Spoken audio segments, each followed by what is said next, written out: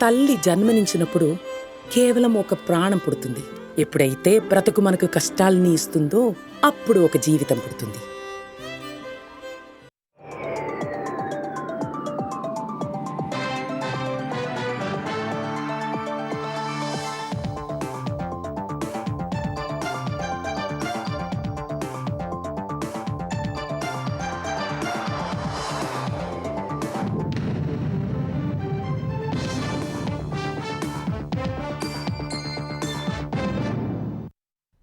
నమస్కారం, ETV news కి స్వాగతం. ముందుగా ముఖ్యాంశాలు.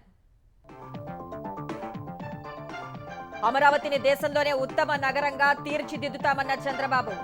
నిర్మాణంలో కలిసి రావాలని పారిశ్రామికవేత్తలకు పిలుపు.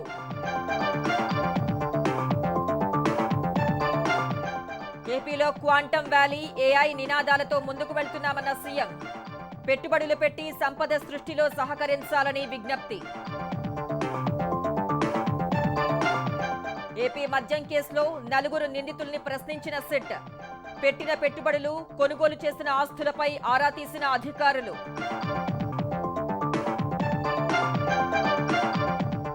కాళేశ్వరం కమిషన్ నోటీసులపై మరోసారి కేసీఆర్తో హరీష్ చర్చలు. సంబంధిత డాక్యుమెంట్లు, పత్రాలు సిద్ధం చేసుకుంటున్న నేతలు.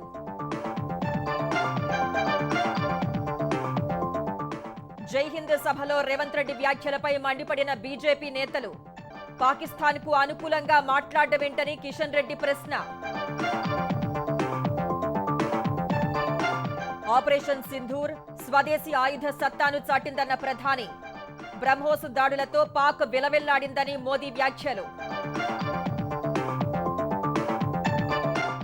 ఒడిశా R&B చీఫ్ ఇంజనీర్ ఇంట్లో నోట్ల కట్టలు. 2 కోట్ల నగదు, ఆభరణాలు స్వాధీనం చేసుకున్న అవినీతి నిరోధక శాఖ. 2014 నుంచి 2023 వరకు గద్దర్ అవార్డులు ప్రకటన. ఇకపై 2 తెలుగు రాష్ట్రాలు కలిసి ఇవ్వాలని మురళీమోహన్ ఆకాంక్ష.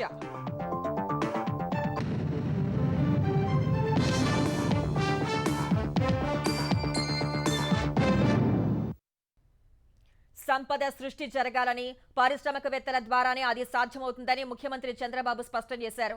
సంపద సృష్టితోనే ఆదాయం పెరుగుతుందని, ఆదాయం పెరిగితే ప్రజలకు మరిన్ని సంక్షేమ కార్యక్రమాలు అందించవచ్చన్నారు. ఏపీలో క్వాంటమ్ వ్యాలీ, ఏఐ నినాదంతో ముందుకు సాగుతున్నామని చెప్పారు. అమరావతి దేశంలోనే ఉత్తమ నగరం అవుతుందన్న చంద్రబాబు అమరావతి నిర్మాణానికి సహకరించాలని పారిశ్రామికవేత్తలకు పిలుపునిచ్చారు.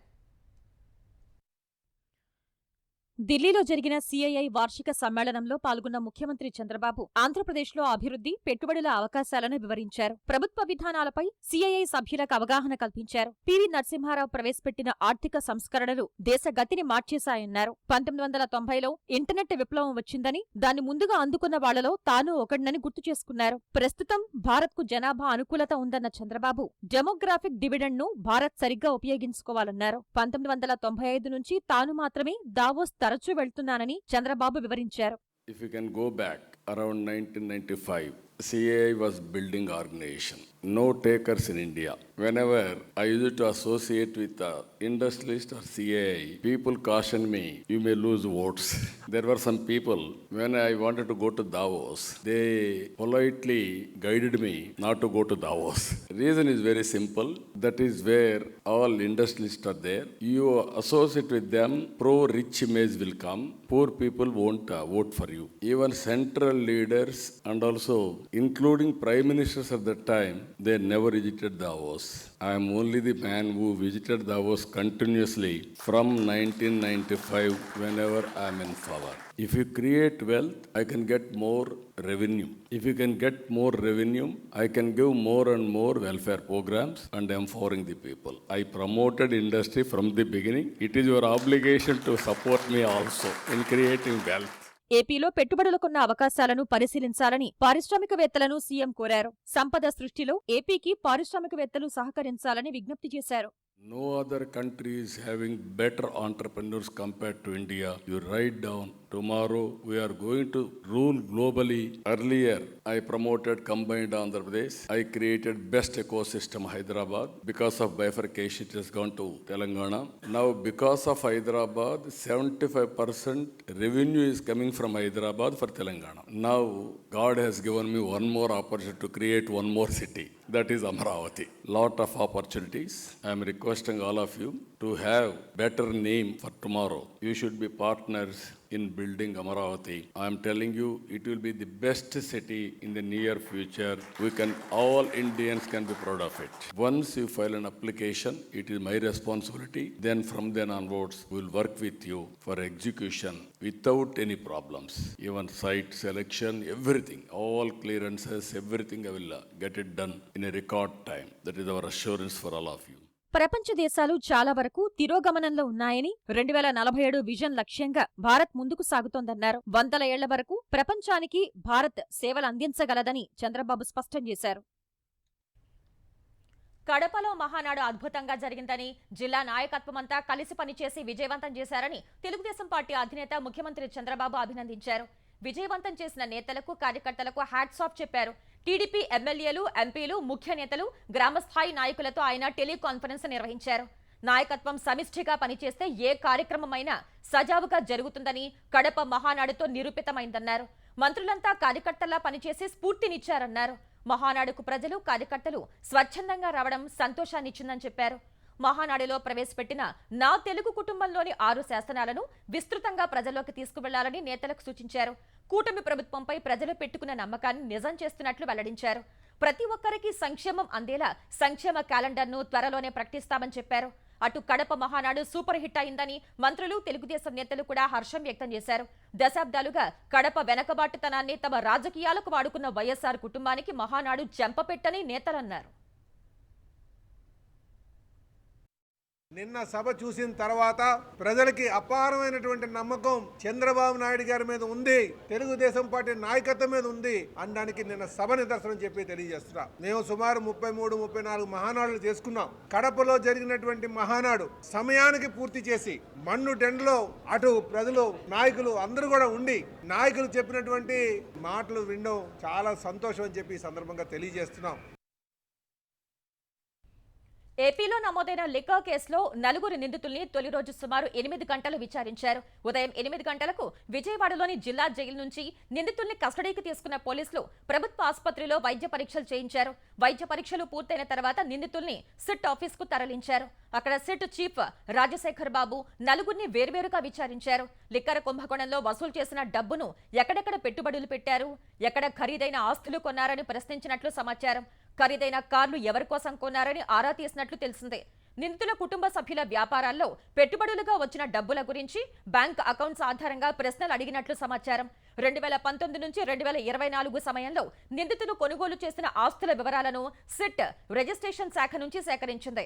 ఆ ఆస్తుల వివరాలపై ఆరా తీసినట్లు తెలిసిందే. కాళేశ్వరం కమిషన్ నోటీసుల నేపథ్యంలో మాజీ మంత్రి హరీష్ రావు మరోమారు బీఆర్ఎస్ అధినేత కేసీఆర్తో సమావేశమయ్యారు. మేడిగడ్డ, అన్నారం, సుందిళ్ల ఆనకట్టలకు సంబంధించిన అంశాలపై విచారణ చేస్తున్న జస్టిస్ పీసీ ఘోష్ కమిషన్ ముందు వచ్చే నెల 5వ తేదీన కేసీఆర్, 6న ఈటెల, 9వ తేదీన హరీష్ రావు విచారణకు హాజరు కావాల్సి ఉంది. కమిషన్ నోటీసుల నేపథ్యంలో హరీష్ రావు ఇప్పటికే పలుమార్లు కేసీఆర్తో సమావేశమయ్యారు. ఇవాళ మరోమారు ఎర్రవల్లిలోని కేసీఆర్ వ్యవసాయ క్షేత్రానికి వెళ్లిన హరీష్ రావు నోటీసుల్లోని అంశాలు, కమిషన్ విచారణ, సంబంధిత అంశాలపై చర్చలు జరిపినట్లు తెలిసిందే. కాళేశ్వరం ప్రాజెక్టుకు సంబంధించిన అంశాలు సహా విచారణలో ప్రస్తావనకు వచ్చే విషయాలపై చర్చించినట్లు సమాచారం. సంబంధిత పత్రాలు, డాక్యుమెంట్లను సిద్ధం చేసుకుంటున్నట్లు సమాచారం. ఎమ్మెల్సీ కవిత వ్యాఖ్యలపై చర్చ జరిగినట్టు ప్రచారం జరుగుతోంది.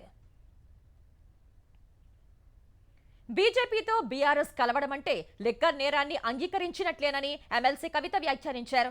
మంచిర్యాలలో మీడియాతో ఇష్టాగోష్ఠి నిర్వహించిన కవిత తాను జైల్లో ఉన్నప్పుడే విలీన ప్రతిపాదన వస్తే వ్యతిరేకించినట్లు స్పష్టం చేశారు. కమలం పార్టీ పొత్తు వద్దనేదే తన తాపత్రయమన్న కవిత బీజేపీతో పొట్టు పెట్టుకున్న ప్రాంతీయ పార్టీలకు భవిష్యత్తు లేదని వెల్లడించారు. పార్టీ నుంచి తాను బహిష్కరిస్తారని అనుకోవడం లేదన్నారు. అంతర్గతంగా మాట్లాడారని చెప్పేవారు తాను అంతర్గతంగా రాసిన లేఖ బయట పెట్టిందెవరో చెప్పాలని నిలదీశారు. కాంగ్రెస్ దళితుల్ని అవమానిస్తోందని తర్వాత స్థానికంగా పాల్గొన్న కార్యక్రమంలో కవిత ఆరోపించారు. వంశీ గారు కాంగ్రెస్ పార్టీ యొక్క దళిత వ్యతిరేక వైఖరిని ఎండగడుతూ మరి వారు చెప్పడం జరిగింది, మమ్మల్ని ఇన్వైట్ చేయలేదు సరస్వతి పుష్కరాలకు. నేను బాధపడ్డా. ధనం కన్నా పదవి కన్నా కులం గొప్పది ఈ సమాజంలో, నాకు చాలా అవమానం జరిగిందని వారు చెప్పడం జరిగింది. కాంగ్రెస్ పార్టీ రేవంత్ రెడ్డి గారు యాదగిరి గుట్టలో కూడా అదే చేసిండ్రు. రేవంత్ రెడ్డి గారి కుటుంబ సభ్యులంతా కూడా పైన ఆసనాలలో కూర్చొని దళితుడు అయినటువంటి డిప్యూటీ సీఎం బట్టి విక్రమార్క గారిని కింది ఆసనాల్లో కూర్చోబెట్టి అవమానించినటువంటి దారుణమైన సంస్కృతి రేవంత్ రెడ్డి గారిది, కాంగ్రెస్ పార్టీది. తెలంగాణలో సొంతంగా ఎదుగుతున్న బీజేపీని అడ్డుకునేందుకే బీఆర్ఎస్ పార్టీ నాటకాలు ఆడుతోందని ఎంపీ రఘునందన్ రావు విమర్శించారు. ఎమ్మెల్సీ కవితకు సొంత పంచాయతీలుంటే కుటుంబ సభ్యులతో తేల్చుకోవాలి తప్ప బీజేపీని మధ్యలోకి లాగొద్దని స్పష్టం చేశారు. విదేశాల నుంచి తప్పుడు వార్తలతో దుష్ప్రచారం చేస్తున్న వారిని వదిలిపెట్టబోమన్నారు. కేసీఆర్, కేటీఆర్, హరీష్ రావు చెల్లని రూపాయలుగా మారారన్న ఎంపీ చచ్చిన పార్టీకి ప్రాణం పోసేందుకు బ్రాండింగ్ చేసుకుంటున్నారని దుయ్యబట్టారు. తన కుమార్తె ఆసుపత్రి ప్రారంభానికి వచ్చిన హరీష్ రావు కోబట్టు అయితే మంత్రివర్గం నుంచి ఎందుకు సస్పెండ్ చేయలేదని ప్రశ్నించారు. ఇవాళ ఈ రాష్ట్రంలో భారతీయ జనతా పార్టీ ఒంటరిగా ఎదుగుతున్న బీజేపీని చేస్తుంది. చెత్త పంచాయతీలు, చెత్త స్టోరీలు తప్ప ఏముందన్న అందులో? ఎవరు అడిగారు నేను విలీనాన్ని? ఎవరు అడిగారు నేను పొత్తు పెట్టుకోమని? నీతో పొత్తు పెట్టుకోవాల్సిన అవసరం మాకేముంది? 2014 నుంచి 2018 మీ నాయన పరిపాలన తర్వాత 19 ఎన్నికలనే మేము 4 ఎంపీలు గెలిచిన వాళ్ళం. 24 వచ్చేసరికి 4ను 8 చేసుకున్న వాళ్ళం మేము. అయినా నేను ఒకటి అడుగుతాను, ఊకే చిట్ చాట్ ఏందన్న? ధైర్యం ఉంటే ప్రెస్ మీట్ పెట్టి చెప్పు, మా అన్న నా మీద పెయిడ్ ఆర్టికల్స్ రాపిస్తుండు, ఇగో పలానా టీవీ ఛానళ్ళు, పేపర్లు నా మీద తప్పుడు వార్తలు దుబాయ్కి వెళ్ళి రాసినాయి, వాటి మీద కేసు పెట్టుర్రి. చిట్చాట్ ఎందుకన్నా? కాళేశ్వరం ప్రాజెక్టు విషయంలో నోటీసులు రాగానే బీఆర్ఎస్ అధినేత కేసీఆర్, బీజేపీ ఎంపీ ఈటెల రాజేందర్ కు పాత బంధం మళ్లీ గుర్తుకొచ్చిందని తెలంగాణ పీసీసీ అధ్యక్షుడు మహేష్ కుమార్ గౌడ్ వ్యాఖ్యానించారు. ఓ ఫామ్ హౌస్ లో హరీష్ రావు, ఈటెల రాజేందర్ సమావేశమయ్యారని, ఇద్దరూ కలిసి కేసీఆర్ తో ఫోన్లో మాట్లాడారని ఆరోపించారు. కవిత, రాజాసింగ్ వ్యాఖ్యలను బట్టి బీజేపీలో బీఆర్ఎస్ విలీనం తథ్యమని మహేష్ కుమార్ గౌడ్ వ్యాఖ్యానించారు. కేసీఆర్ కుటుంబంలో వాటాల కోసం పంచాయతీ మొదలైందన్న ఆయన బీఆర్ఎస్ మునిగిపోయిన నావగా పేర్కొన్నారు. రాజాసింగ్, కవిత వ్యాఖ్యలతో బీజేపీ బీఆర్ఎస్ లోపాయికారి ఒప్పందం గుట్టు వీడిందని మహేష్ కుమార్ గౌడ్ చెప్పారు. ఈటెల గారు టెక్నికల్ గా బీజేపీలో ఉన్నారు కానీ మళ్ళీ ఆయన మనసంతా పాత ఇంటి కొట్టుకుంటాను కనబడతా ఉంది. కాళేశ్వరం నోటీసు విషయంలో హరీష్ రావు గారు ఈటెల కలిశారని మాకు సమాచారం. ఇక్కడ నుండి ఫోన్ లో కేసీఆర్ గారితో మాట్లాడారని మాకు సమాచారం. కాళేశ్వరం నోటీస్ వచ్చింది కాబట్టి ఆ ముగ్గురు ఏకమైనట్టుగా మాకు సమాచారం. మరి ముగ్గురు ఏకమై ఆయన ఇచ్చే వాగ్మూలంతో కేసీఆర్ కి సపోర్ట్ చేస్తారా? కేసీఆర్ కు వ్యతిరేకంగా మాట్లాడి ఆనాడు బీజేపీ నాయకులు నడ్డా గారు గాని, మోడీ గారు ఏమన్నారు కాళేశ్వరం ప్రాజెక్టు గురించి? ఇది ఒక ఏటీఎం లాగా మారింది కేసీఆర్ కుటుంబానికి. వాగ్మూలం ద్వారా రుజువు చేస్తారా? లేదా నేను కేసీఆర్, హరీష్ రావు నిజాతి పాలన నిరూపించే ప్రయత్నం చేస్తారా? ఈటెల గారు జవాబు చెప్పాల్సిన అవసరం ఉన్నది.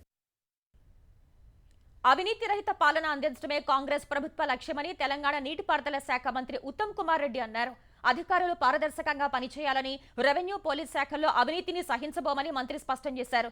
సహచర మంత్రులు కోమటిరెడ్డి వెంకటరెడ్డి, తుమ్మల నాగేశ్వరరావుతో కలిసి ఉమ్మడి నల్గొండ జిల్లా అభివృద్ధి పనులపై ఉత్తమ్ సమీక్ష నిర్వహించారు.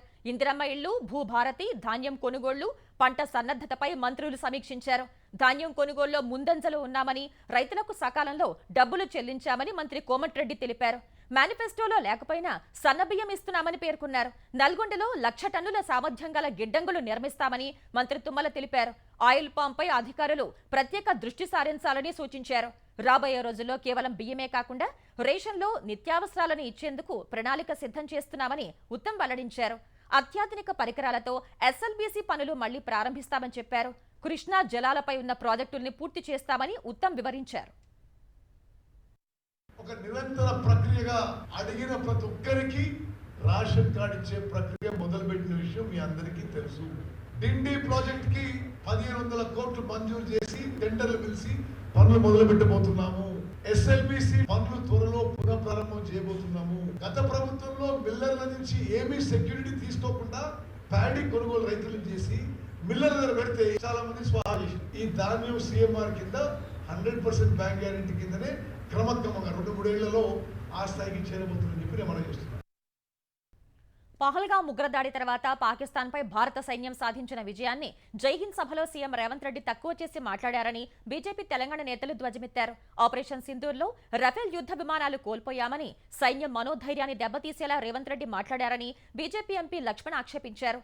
దయాది దేశం పాకిస్తాన్కు అనుకూలంగా మాట్లాడడం దేనికి సంకేతమని ప్రశ్నించారు. జవాన్ల త్యాగాలను కీర్తిస్తూ దేశమంతా పండుగ చేసుకుంటుంటే అది బీజేపీ కార్యక్రమంగా రేవంత్ రెడ్డికి కనిపిస్తోందా అని బీజేపీ తెలంగాణ అధ్యక్షుడు కిషన్ రెడ్డి నిలదీశారు. రాహుల్ గాంధీ ప్రధాని అయితే పీఓకేను భారత్ స్వాధీనం చేసుకునేది అన్న రేవంత్ మాటల్ని కిషన్ రెడ్డి ఖండించారు.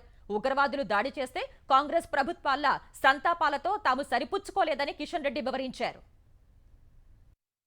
రాహుల్ గాంధీ ప్రధానమంత్రి అయి ఉంటే పీఓకేని ఆక్రమించుకునేవాడు అంటారు రేవంత్ రెడ్డి. పాపం ఈ జన్మలో రాహుల్ గాంధీకి అవకాశం లేదు. పీఓకే పాకిస్తాన్ కి ఎవరిచ్చారని అడుగుతా ఉన్నా. సైనికులకు పూర్తి అధికారాలు ఇచ్చి సైనికుల అధికారుల పర్యవేక్షణలో ఈ ఆపరేషన్ జరిపించినటువంటి చరిత్ర ఎన్నడైనా ఊహించిందా కాంగ్రెస్ పార్టీ? కనీసం పాకిస్తాన్ కూడా మేము రఫేల్ యుద్ధ విమానం కూల్చామని అఫీషియల్ గా వాళ్ళు కూడా ఒక్కరోజు కూడా మాట్లాడలేదు. రాహుల్ గాంధీ మరి చైనా డ్రోన్లను పొగడడం, పాకిస్తాన్ సంబంధించినటువంటి దాడులను పెంచి చూపించడము, మాట్లాడము, తన విధానాలను మార్చుకోవాల్సినటువంటి అవసరం ఉంది. ఆపరేషన్ సింధూర్ స్వదేశీ ఆయుధాల సత్తా ఏంటో ప్రపంచానికి చాటి చెప్పిందని నరేంద్ర మోదీ అన్నారు. ఉత్తరప్రదేశ్, బీహార్లో పర్యటించిన ప్రధాని యూపీలోని కాన్పూర్లో 47,600 కోట్ల రూపాయల విలువైన 15 మెగా అభివృద్ధి ప్రాజెక్టులకు శంకుస్థాపనలు, ప్రారంభోత్సవాలు చేశారు. బీహార్ పర్యటనలో భాగంగా కరకత్లో పర్యటించిన ప్రధాని 48,500 కోట్ల రూపాయల విలువైన పలు అభివృద్ధి పనులకు శ్రీకారం చుట్టారు. 2 చోట్ల నిర్వహించిన బహిరంగ సభల్లో మాట్లాడిన ప్రధాని ఆపరేషన్ సింధూర్ ఇంకా ముగియలేదని చెప్పారు. ఆపరేషన్ సింధూర్తో స్వదేశీ ఆయుధాల సత్తా ఏంటో ప్రపంచానికి తెలిసిందన్నారు. స్వదేశీ పరిజ్ఞానంతో చేసిన బ్రహ్మోస్ క్షిపణులు పాకిస్తాన్ భూభాగంలో దూసుకువెళ్లి విధ్వంసం సృష్టించాయని చెప్పారు. రక్షణ రంగంలో పెద్ద పెద్ద సంస్థలు యూపీ నుంచి వస్తున్నాయని, అమేథీలో AK-203 రైఫిల్ తయారీ ప్రారంభమైందని తెలిపారు. అణువాయుధాల బెదిరింపులకు భారత్ భయపడబోదని స్పష్టం చేశారు. ప్రతి ఉగ్రదాడికి తగిన రీతిలో సమాధానం ఇవ్వటమే భారత సూత్రమని ప్రధాని చెప్పారు. ऑपरेशन सिंदूर में दुनिया ने भारत के स्वदेशी हथियारों और मेक इन इंडिया की ताकत भी देखी है. हमारे भारतीय हथियारों ने, ब्रह्मोस मिसाइल ने दुश्मन के घर में घुसकर तबाही मचाई. ये ताकत हमें आत्मनिर्भर भारत के संकल्प से मिली है. एक समय था जब भारत अपनी रक्षा के लिए दूसरे देशों पर निर्भर था. हमने उन हालातों को बदलने की शुरुआत की. भारत अपनी रक्षा जरूरतों के लिए आत्मनिर्भर हो, ये हमारी अर्थव्यवस्था के लिए तो जरूरी है ही, ये देश के आत्मसम्मान के लिए भी उतना ही जरूरी है. రక్షణ మంత్రి రాజ్నాథ్ సింగ్ పాకిస్తాన్ కు మరోసారి తీవ్ర స్థాయిలో హెచ్చరికలు జారీ చేశారు. స్వాతంత్ర్యం వచ్చిన నాటి నుంచి ఆడుతున్న ఉగ్రవాదం అనే ప్రమాదకరమైన క్రీడను ఇకనైనా ఆపివేయాలని తేల్చి చెప్పారు.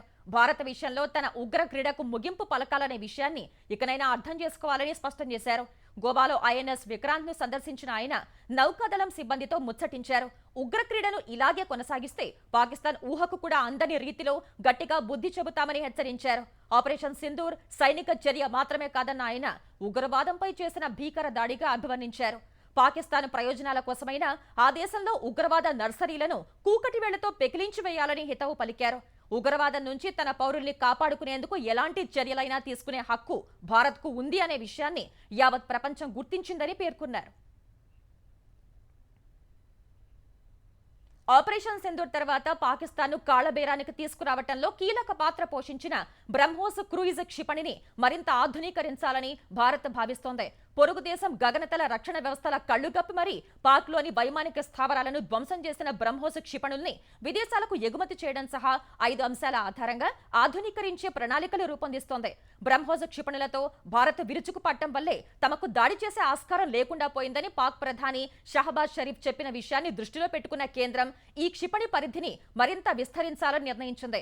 ఈ క్షిపణి పరిధి 400 నుంచి 800 కిలోమీటర్లు కాగా దానిని మరింత పెంచాలని కసరత్తు చేస్తోంది. ప్రస్తుతం భూతలం, గగనతలం నుంచి మాత్రమే ప్రయోగించే బ్రహ్మోస్ ను జలాంతర్గాముల నుంచి ప్రయోగించే పరీక్షలు చేపట్టాలని నిర్ణయించింది. ఇదే సమయంలో ప్రస్తుతం శబ్దం కంటే 3 రెట్లు వేగంతో ప్రయాణించే బ్రహ్మోస్ ను శబ్దం కంటే 5 రెట్ల వేగంతో ప్రయాణించే హైపర్ సోనిక్ గా అభివృద్ధి చేయాలని నిర్ణయించింది. ఇందుకు సంబంధించిన పనులు ఇప్పటికే ప్రారంభమైనట్లు తెలుస్తోంది.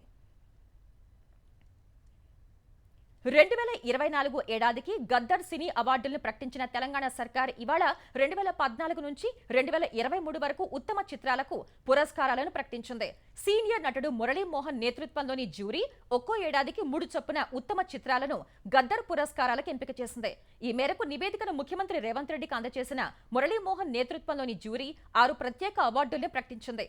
బాలకృష్ణకు ఎన్టీఆర్ నేషనల్ ఫిల్మ్ అవార్డు, దర్శకుడు మణిరత్నంకు పైడి జయరాజు అవార్డు, దర్శకుడు సుకుమార్కు బిఎన్ రెడ్డి అవార్డు, నిర్మాత అట్లూరి పూర్ణచంద్రరావుకు నాగిరెడ్డి చక్రపాణి పురస్కారం, నటుడు విజయ్ దేవరకొండకు కాంతారావు ఫిల్మ్ అవార్డు, రచయిత ఎండమూరికి రఘుపతి వెంకయ్య ఫిల్మ్ అవార్డును ప్రకటించారు. ఇదే సమయంలో ఏపీ ప్రభుత్వం కూడా సినీ అవార్డులు ప్రకటించాలని కోరిన మురళీమోహన్ ఒక ఏడాది తెలంగాణ, మరో ఏడాది ఏపీ ప్రభుత్వం ఇస్తే బాగుంటుందని సూచించారు. ఒకే తెలుగు సినిమాకి ఈ ప్రభుత్వం ఒక అవార్డు, ఆ ప్రభుత్వం ఒక అవార్డు అనే దానికంటే 2 ప్రభుత్వాలు కలిపి ఒక అండర్స్టాండింగ్ వచ్చి ఓ సంవత్సరం తెలంగాణ గవర్నమెంట్ రాష్ట్రమెంట్ సెలెక్ట్ చేసి ఫంక్షన్ చేస్తుంది, ఓ సంవత్సరం ఆంధ్రప్రదేశ్ సెలెక్ట్ చేసి ఇది ఇచ్చేది. అట్లా కనుక అయితే ఏముందంటే ఒకే అవార్డు, లేకపోతే తెలంగాణలో ఈ సినిమాకి వచ్చింది, ఆంధ్రాలో ఆ సినిమాకి వచ్చింది అనే కాంట్రవర్సీ లేకుండా తెలుగు సినిమాకు 2 రాష్ట్రాలు కావాలి మాకు, ఒకటి ఎక్కువ కాదు ఒకటి తక్కువ కాదు. అందుకని ఇద్దరు చీఫ్ మినిస్టర్ ఒక అరేంజ్మెంట్కి వచ్చి ఓ సంవత్సరం తెలంగాణలో చేయటం, ఓ సంవత్సరం ఆంధ్రప్రదేశ్లో చేయటం, అది ఒక్కో సంవత్సరం ఒక్కో చోట చేస్తేనే బాగుంటుంది. ఎన్టీఆర్ శత జయంతి ఉత్సవాలు పూర్తి చేసుకున్న అద్భుత ఘడియల్లో తెలంగాణ ప్రభుత్వం ఎన్టీఆర్ జాతీయ పురస్కారం ప్రకటించడంపై బాలకృష్ణ హర్షం వ్యక్తం చేశారు. ఈ అవార్డు ప్రకటించడం అదృష్టమని, దైవ నిర్ణయంగా, ఎన్టీఆర్ ఆశీర్వాదంగా భావిస్తున్నట్లు చెప్పారు. ప్రతిష్టాత్మక పురస్కారానికి ఎంపిక చేయడంపై తెలంగాణ ప్రభుత్వం, సీఎం రేవంత్ రెడ్డి జ్యూరీ సభ్యులకు ప్రత్యేకంగా కృతజ్ఞతలు తెలిపారు. గద్దర్ తెలంగాణ ఫిల్మ్ అవార్డుల్లో నటప్రపూర్ణ కాంతారావు స్మారక పురస్కారం ప్రకటించడంపై యువ నటుడు విజయ్ దేవరకొండ ఆనందం వ్యక్తం చేశారు. కాంతారావు పేరిట అవార్డు ఇవ్వడం తనకెంతో గౌరవంగా ఉందన్నారు. తెలంగాణ ప్రభుత్వం జ్యూరీ సభ్యులకు హృదయపూర్వక కృతజ్ఞతలు తెలిపారు. 2016 సంవత్సరానికి పెళ్లి చూపులు సినిమాని 2వ ఉత్తమ చిత్రం అవార్డుకి ఎంపిక చేయడంపై సంతోషం వ్యక్తం చేశారు. ఆదాయానికి మించిన ఆస్తుల కేసులో ఒడిశాలోని ఓ చీఫ్ ఇంజనీర్ నివాసంలో అవినీతి నిరోధక శాఖ అధికారులు భారీగా నగదు ఆభరణాలను గుర్తించారు. భువనేశ్వర్, అంగుల్లోని రహదారులు, భవనాల శాఖ ఇంజనీర్ వైకుంఠనాథ్ సారంగి నివాసాల్లో సోదాలు నిర్వహించి 2 కోట్ల రూపాయల నగదు, భారీగా ఆభరణాలను స్వాధీనం చేసుకున్నారు. భువనేశ్వర్లోని ఒక ఫ్లాట్లో ₹1,00,00,000, అంగుల్లోని మరో ఫ్లాట్లో ₹1,10,00,000 నగదు స్వాధీనం చేసుకున్నారు. అధికారుల రాకను గమనించిన సారంగి కుటుంబ సభ్యులు ₹500 నోట్ల కట్టల్ని కిటికీ నుంచి బయటకు విసిరేశారు. ఆ నగదును కూడా స్వాధీనం చేసుకున్న అధికారులు సారంగికి చెందిన పలు ఆస్తుల్ని గుర్తించే పనిలో నిమగ్నమయ్యారు. కరదగాడియా, అంగుల్లో 2 అంతస్తుల భవనాలు, సియోలా, పిప్లి, పూరి జిల్లాల్లో ఫ్లాట్లు ఉన్నట్లు గుర్తించారు. లంచం తీసుకున్న కేసులో ఎన్ఫోర్స్మెంట్ డైరెక్టరేట్ ఈడీ డిప్యూటీ డైరెక్టర్ను కేంద్ర దర్యాప్తు సంస్థ సిబిఐ అరెస్ట్ చేసింది. భువనేశ్వర్కు చెందిన ఓ వ్యాపారవేత్త నుంచి 20 లక్షల రూపాయలు లంచం తీసుకున్న కేసులో ఈడీ డిప్యూటీ డైరెక్టర్ చింతన్ రఘువంశీని సిబిఐ అధికారులు అదుపులోకి తీసుకున్నారు. డెంకనల్లో మైనింగ్ వ్యాపారం చేస్తున్న రతికాంత రౌత్ పై పలు ఆరోపణలు రాగా ఈ మార్చిలో ఈడీ కేసు నమోదు చేసింది. మధ్యవర్తి ద్వారా రౌత్ ను సంప్రదించిన రఘువంశీ కేసు నుంచి తప్పించాలంటే 5 కోట్ల రూపాయలు లంచం ఇవ్వాలని డిమాండ్ చేశాడు. అంత పెద్ద మొత్తం తాను ఇవ్వలేనని బాధితుడు చెప్పగా చివరికి 2 కోట్లకు డీల్ చేసుకున్నారు. ఇందులో తొలి విడత 20 లక్షల రూపాయలు అందించాలని రఘువంశీ చెప్పాడు. సిబిఐ అధికారుల్ని కలిసిన రౌత్ రఘువంశీపై ఫిర్యాదు చేశాడు. పథకం ప్రకారం రౌత్ డబ్బులు ఇస్తుండగా సిబిఐ అధికారులు రఘువంశీని పట్టుకున్నారు. అమెరికాలో ప్రతిష్టాత్మకంగా నిర్వహించే స్క్రిప్స్ నేషనల్ స్పెల్లింగ్ బీ పోటీల్లో హైదరాబాద్ మూలాలున్న బాలుడు సత్తా చాటాడు. టెక్సాస్ లో ఉంటున్న 13 ఏళ్ల ఫైజాన్ జాకీ 21వ రౌండ్లో స్క్రిప్స్ నిర్వాహకులు అడిగిన ఎక్లేసిస్మా అనే ఫ్రెంచ్ పదం స్పెల్లింగ్ ను సరిగ్గా చెప్పి విజేతగా నిలిచాడు. కాలిఫోర్నియాలో ఉండే భారత సంతతికి చెందిన మరో బాలుడు సర్వజ్ఞ కదంపై జాకీపై చేయి సాధించాడు. ఇప్పటి వరకు 4 సార్లు స్పెల్లింగ్ బీ పోటీలో పాల్గొన్న జాకీ గతేడాది రన్నరప్ గా నిలిచాడు. ఈసారి పోటీలో గెలిచి $50,000 ప్రైజ్ మనీ, ట్రోఫీ సహా మెరియం వెబ్స్టర్ నుంచి $2,500 బహుమతి అందుకున్నాడు. ఈ విజయాన్ని తల్లిదండ్రులు, హైదరాబాద్ లో ఉండే తాతయ్య, నానమ్మలకు అంకితం ఇస్తున్నట్లు జాకీ తెలిపాడు. ఈ క్షణాన్ని ఊహించలేదని హర్షం వ్యక్తం చేశాడు. 1925లో స్పెల్లింగ్ బీ పోటీలను ప్రారంభించగా 100వ పోటీలో ఫైజాన్ జాకీ ఛాంపియన్ గా నిలిచాడు.